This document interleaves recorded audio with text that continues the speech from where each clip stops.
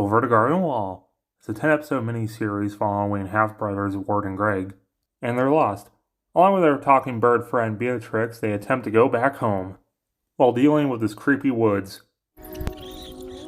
Where are we? Ward's the more level-headed one who wants to go home at all cost.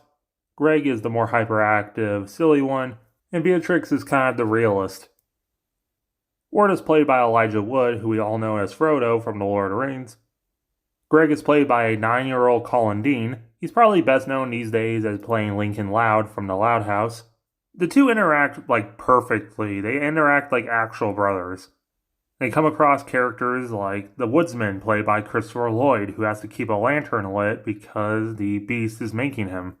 And not to give too much away, but the beast is a pretty creepy villain. And when I say they meet some other weird characters, I mean this show is kind of weird. And this show is honestly beautiful with a Victorian and also kind of 1920s cartoon aesthetic. I love it. With more muted, earthy tones, it's the perfect fall or autumn show, with just the right amount of familiar yet eerie tone to it.